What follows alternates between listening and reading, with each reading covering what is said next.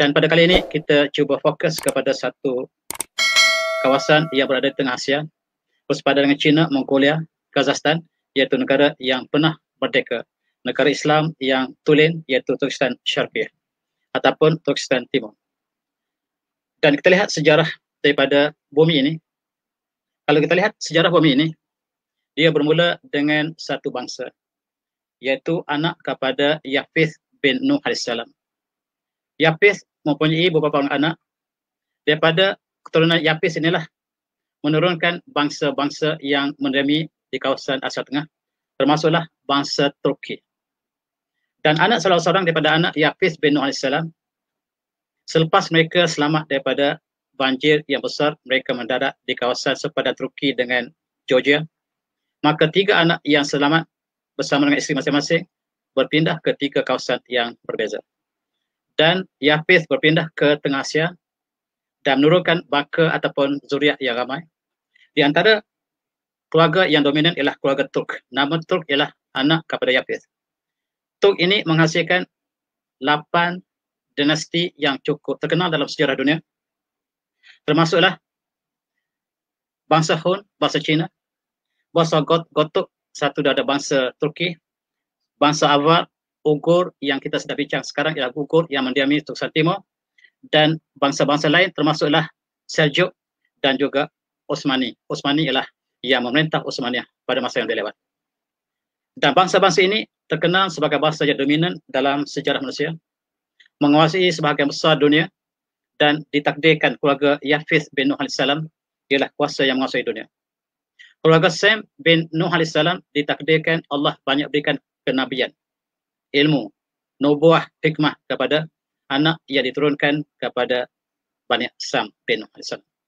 Begitu juga dengan anak yang lain dikembangkan di Afrika yang menurunkan manusia yang serumpun di atas muka bumi. Dan hari ini kita lihat apabila bumi Turkistan diambil oleh China pada tahun 1949, maka sejarah Islam telah tertutup dan kita lihat sejarah bagaimanakah Islam datang ke Turkistan Timur ini. Dan kita lihat panglima terkenal Qutaybah bin Muslim yang membuka kawasan timur termasuklah Samarkand, Bukhara, dan termasuklah Turkistan Timur ini dibuka oleh Qutaybah Muslim dalam misinya untuk sampai ke China. Dan Islam telah berkembang dengan cepat di kawasan ini, dan bangsa ini ketika itu didiami oleh keluarga daripada Turki, bangsa Turk daripada Ugur, daripada Uzbek, Tatar, ialah bangsa-bangsa yang datang daripada rumpun yang sama. Dan ketika itu, ketika kini jumlah penduduknya sekitar 40 juta manusia, dan itulah sejarah latar belakangnya. Dan kita lihat bagaimanakah Islam memerintah di Turkistan Timur. Ditakdirkan Allah pada kurun yang ke-9, ataupun lebih tepat pada tahun 323 Hijrah, Sultan keturunan daripada Mongolia yang bernama Sultan Karim Stuk Burhan telah memeluk Islam. Memeluk Islam dalam tahun 323 Hijriah sebelum kerajaan Osmaniyah wujud, dan kerajaan Islam ini telah wujud di Turkistan Timur. Dan subhanallah, betapa taatnya orang Turkistan Timur kepada raja mereka. Seramai 200,000 keluarga telah memeluk Islam bersama dengan raja tersebut, Raja Abdul Karim Stuk Burhan. Dan bersamanya 200 keluarga telah memeluk Islam sebagaimana yang dicatatkan dalam sejarah Islam. Dan kumpulan ini berjumlah 1 juta manusia memeluk Islam bersama dengan raja mereka. Mereka lah satu bangsa yang sangat patuh pada raja mereka. Mereka daripada agama yang asal telah menjadikan Islam sebagai agama resmi negara mereka. Ketika itu mereka negara yang merdeka. Mereka negara merdeka yang negara mereka sangat makmur, dan mereka peninggalan seni arkitektur yang cukup menarik, menawan dan agung. Tetapi sebagian besar telah ditutup sekarang. Inilah dan contoh seni bina mereka. Pintunya ditutup, dan sejarah agung Islam di Turkistan Timur, di Xinjiang sekarang telah bertukar menjadi sejarah yang cukup malam. Dan kita lihat juga kesan-kesan sejarah Islam sebagaimana terdapat di sini, terdapat di Bukhara, terdapat di Uzbekistan, terdapat di Samarkand, mempunyai satu susu jalur yang sama. Mereka keluarga yang sama. saudara daripada Turk bin Yafith bin Nuh alaihissalam, dan seluruh bangsa termasuk bangsa Cina, bangsa Mongolia, Turki dan semua yang tinggal di kawasan tersebut daripada keluarga yang sama. Ini dicatakan oleh penulis sejarah Islam umpamanya Ibn Athir dalam Akami Tarikh, dan kita boleh rujuk bahawa segala manusia ialah daripada keluarga Nuh alaihissalam selepas banjir besar yang melanda dunia. Dan kalau kita lihat sejarah Han, orang Han di China, mereka mengatakan bahawa kami ialah keturunan daripada moyang kami yang pertama, iaitu moyang yang terselamat daripada banjir. Maksudnya mereka mengakui bahawa moyang mereka lah Nabi Nuh alaihissalam ataupun Yafith, sebab inilah di antara keluarga yang terselamat daripada banjir yang besar Allah takdirkan kepada kaum Nuh alaihissalam. Dan mereka lah satu kaum yang taat. Pemandangan gambar yang lama menggambarkan orang Cina sebahagiannya menjadi pendakwah Islam yang sangat-sangat aktif di kawasan timur. Mereka lah ulama-ulama besar yang memberi sumbangan yang besar termasuk di Mekah dan Madinah. Mereka pernah menjadi imam di Masjidil Haram, dan itulah ketika zaman Utsmaniyah. Maka bangsa ini telah menjadi satu bangsa yang penting di timur, dan mereka lah satu bangsa yang sangat taat kepada Allah SWT. Itu sejarah latar belakang kepada bumi yang kita sedang bicarakan sekarang, iaitu bumi Turkistan Timur. Tuan-tuan yang saya hormati, di mana sahaja umat Islam berada, mereka pasti akan diuji Allah. Dan nasib umat Islam yang cukup malang di Turkistan Timur ini ialah ketika zaman kerajaan Manchu. Kita lihat dalam sejarah Cina, Islam telah sampai seawal pemerintahan Khalifah Utsman bin Affan. Dan panglima terkenal Al-Amr bin Aus, pemimpin yang pernah adalah Sa'ad bin Waqqas, telah sampai ke China ketika zaman kerajaan Tang, dinasti Tang.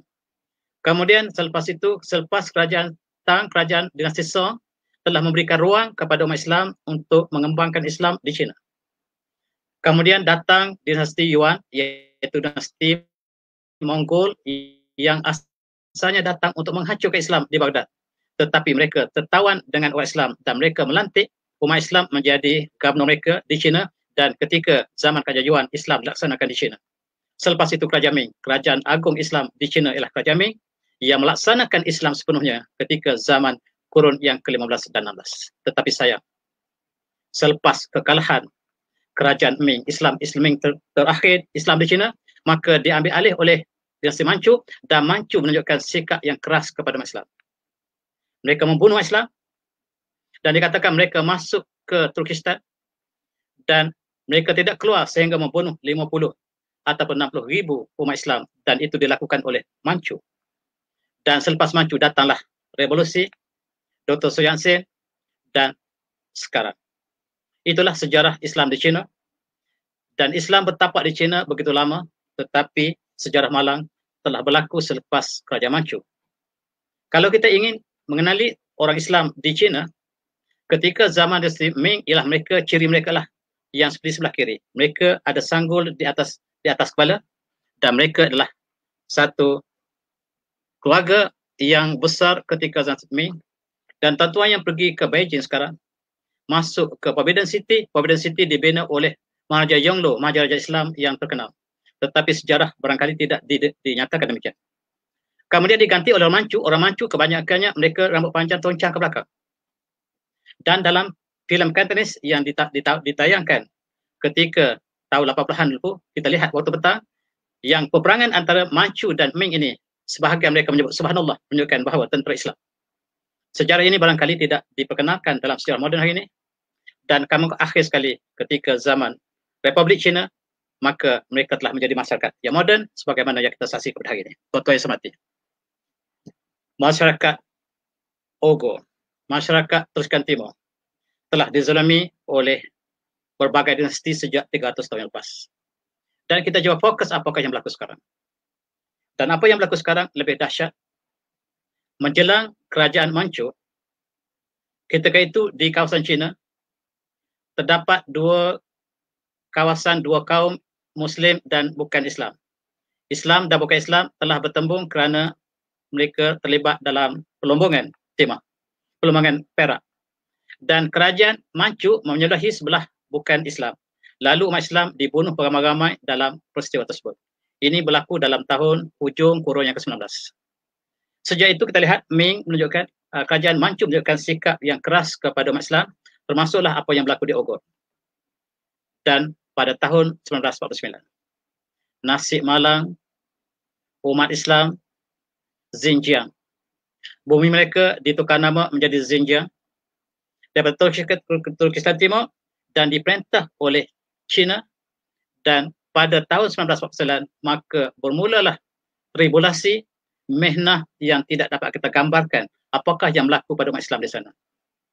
Dan daripada berita-berita yang kita terima, mereka menerima nasib yang cukup malang ketika pemerintahan Mao Zedong. Mao Zedong yang berpegang kepada komunisme telah melakukan pembunuhan yang massa, pembunuhan yang menyeluruh kepada umat Islam. Dan dikatakan 70 juta umat Islam dibunuh oleh Mao Zedong. Dan dia dianggap sebagai pemimpin Cina yang hebat. Dan di manakah kebenaran untuk kita memilih seorang pemimpin yang membunuh sebahagian rakyatnya. Dan ini tercatat dalam sejarah moden Cina. Subhanallah. Kita lihat komunis di bawah pemerintahan Mao Zedong melakukan pembunuhan yang tidak ada tandingan dalam sejarah moden hari ini. Dan 70 juta umat telah terkorban dan dia dianggap sebagai pemimpin agung dunia bagi masyarakat tersebut. Kita lihat tuan-tuan, mari kita renung kembali tokoh-tokoh yang menumpahkan darah yang begitu banyak di dunia. Johannya lah Mao Zedong. Mao Zedong dikatakan membunuh 50 juta atau 70 juta. Antara 50 juta hingga 70 juta umat di China. Rakyatnya sendiri diikuti oleh Stalin. Stalin ialah pemimpin USSR, Soviet Union, yang ketika kemuncaknya membunuh 34 juta umat Islam. Dan apakah yang berlaku kepada keluarga Islam di Turkistan Timur, di Xinjiang? Laporan daripada Istiqlal Media mengatakan anak dan ibu dipisahkan. Apakah tujuannya? Tujuannya lah supaya anak ini dilatih dalam satu kamp tertentu untuk normalisasikan dalam budaya Cina. Budaya Islam tidak sesuai untuk Republik China sebab China menjadikan komunisme sebagai asas budaya mereka, dan setiap tindak tanduk budaya harus diletakkan kepada budaya yang induk iaitu komunisme. Maka Islam yang berada di Xinjiang tidak sesuai untuk diamalkan ketika zaman pemerintahan Republik China. Tuan-tuan, mengikut report daripada Bangsa Bersatu, 50,000 juta kanak-kanak Ogor telah dipisahkan daripada ibu mereka. Tujuannya untuk memberikan pendidikan kepada mereka di dalam norma-norma yang disahkan oleh kerajaan China, supaya mereka mengikut budaya yang bukan budaya datuk nenek mereka, tetapi budaya yang ditarikhkan oleh Beijing. Dan itulah yang disebut dibuka kem-kem untuk anak-anak. Dan apa yang berlaku ialah laporan juga mengatakan bahawa wanita-wanita juga diculik, ditangkap dan diletakkan dalam satu kem yang tertentu. Dan apa yang disebut oleh Gozera Okan, seorang saksi yang menyatakan perkara ini kepada Human Rights Watch, dia mengatakan saya ditakdirkan menjadi penjaga kepada wanita yang ditangkap. Cara saya, mula-mula sekali saya buka pakaian mereka untuk melihat cantik atau tidak mereka. Dan sudah ada tentera-tentera Cina yang bersedia untuk mengambil wanita yang paling cantik. Ini dilaporkan oleh Gozela Okan. Dan dia nyatakan kepada Bangsa Bersatu. Dan tuan-tuan, saya serah kepada tuan-tuan untuk simak kembali berita yang diberikan oleh pengakuan tersebut. Dan apakah yang berlaku digambarkan di sini. Di sini dinyatakan oleh BBC sendiri. BBC mengatakan bahawa yang dipetik oleh Istiqlal Media, saya banyak bergantung pada Istiqlal Media, bahawa mereka telah, wanita yang ditangkap terdedah kepada segala ancaman seksual daripada tentera Cina, dan anak yang dilahirkan akan dimatikan. Inilah yang dilaporkan oleh media dan sekarang tersebar ke seluruh dunia. Walaupun dinafikan oleh negara China sendiri bahawa perkara-perkara ini tidak pernah berlaku di negara mereka. Dan apa yang dilaporkan di barat ialah semata-mata untuk memburukkan Republik China. Sebenarnya tuan-tuan, mari kita buka hati dan perasaan kita, melihat apakah berita ini berita yang benar ataupun yang palsu, dan kita buat kesimpulan. Saya serah kepada tuan-tuan untuk melihat kesimpulan masing-masing, dan apa yang dilaporkan inilah yang kita laporkan hari ini. Mengikut laporan juga yang dilaporkan Istiqlal Media tadi, Dia mengatakan gadis-gadis Xinjiang, gadis-gadis Islam Xinjiang dipaksa kahwin dengan pemuda Cina Han, dan mereka tidak ada pilihan untuk menolak. Dan kahwinan inilah sebahagian untuk menghapuskan identiti Uyghur di Xinjiang, dan mereka diberikan tugas untuk berkhidmat pada suami mereka. Di dalam perkahwinan mereka ada satu clause yang dilaporkan oleh Istiqlal media mengatakan bahawa kami tidak akan melahirkan anak sepanjang perkahwinan kami. Ini dilaporkan tarikh 27/3/2021, baru 2 bulan lepas perkara ini dilaporkan oleh Istiqlal, dan berita ini berita Wikalah Anbar Turkistan Syarqiyah. Saya juga memetik daripada berita rasmi daripada perwakilan atau berita Syarqiyan Xinjiang Muslim, dan mereka menyatakan bahawa perkahwinan ini mesti diakhiri dengan akuan sumpah bahawa mereka tidak melahirkan anak. Dan kita lihat juga sebagaimana Al Jazeera melaporkan bahawa tidak boleh anak isteri ataupun wanita Uyghur Muslim melahirkan anak, dan mereka akan dimandulkan sebagaimana dilaporkan Al Jazeera. Tuan-tuan, banding dengan sejarah, di antara sejarah yang dikeluarkan resmi oleh kerajaan China dan banding dengan sejarah ataupun dengan berita yang dipetik oleh Al Jazeera, oleh BBC dan oleh Berita Dunia, dan dua-dua padankan kedua itu dan buat kesimpulan sendiri. Tuan-tuan yang saya hormati, mereka tidak dibenarkan hamil. Wanita Turkistan Timur tidak dibenarkan hamil, dimandulkan, dan sekiranya anak terkandung mengandung juga, maka mereka akan gugurkan. Dan tuan-tuan yang saya hormati, inilah suasana yang sedang berlaku di kawasan bumi Islam yang lalu, tetapi kini telah menjadi bumi yang cukup malang. Dan laporan daripada England, daripada BBC England mengatakan bahawa seorang usahawan British bernama Charles Twight mengatakan dia telah memutuskan hubungan dengan China dari segi perdagangan, sebab China menggunakan wanita-wanita Uyghur secara paksa yang bertaraf hamba untuk bekerja di ladang kapas mereka. Syarikat Charles Twight ini ialah syarikat yang berkaitan dengan tekstil yang banyak mengadakan hubungan dengan China dari segi kapasnya, tetapi apabila dikatakan bahawa pekerja ini melakukan kerja secara paksa, maka syarikat tersebut telah memutuskan hubungan dagangan antara dengan China. Dan ini dilaporkan oleh BBC. Berita ini bukan dilaporkan oleh badan yang berbeza, tetapi badan yang otoriti. Dan tuan-tuan, apa juga dilaporkan dalam berita yang sama, tuan-tuan? Wanita yang ditangkap dimasuk dalam kem ini akan dibondolkan kepalanya dan rambutnya dijual, diekspor ke Eropah Timur. Dan tuan-tuan lihat rambut yang cantik ini, rambut inilah rambut yang bukan artificial, rambut yang real, yang digunting daripada wanita-wanita yang ditangkap dan mereka dijual sebahagian. Ini juga menjadi harga kepada kerajaan tersebut. Tuan-tuan, bahasa Uyghur, bahasa Turkistan Timur tidak boleh disebut, tidak boleh bercakap di sekolah. Dan sekiranya mereka bercakap dalam bahasa tersebut, maka mereka akan diberikan tindakan. Dan berita ini juga dilaporkan oleh Istiqlal Media. Berita ini juga dilaporkan oleh Istiqlal Media. Bagaimanakah mereka ingin menyimpan buku yang tulis dalam bahasa Uyghur, yang banyak sistem Islam, yang banyak tentang ilmu tentang pelajaran Islam yang terdapat dalam bahasa Uyghur mereka. Mereka juga, buku ini juga dimusnahkan, dibakar. Dan bagaimanakah untuk mereka selamatkan? Mereka masuk dalam dinding dan mereka konkretkan buku tersebut sebagai dinding rumah mereka. Dan itu saja yang boleh selamat buku mereka. Dan saya teringat apa yang berlaku di Kamboja, perkara yang sama berlaku. Buku-buku Islam lah dimusnahkan dan yang terselamat yang ditanam dalam tanah. Dan mereka mengatakan mereka bukan membuat tahanan kepada wanita-wanita Uyghur, tetapi mereka bagilah pilihan, berikan vocational maksud saya, pilihan vocational untuk buat pakaian. Dan untuk mereka, sebenarnya mereka adalah hamba yang berada di dalam kawasan yang terlarang. Mereka digunakan untuk menghasilkan pakaian, membuat kasut, seluar dan sebagainya.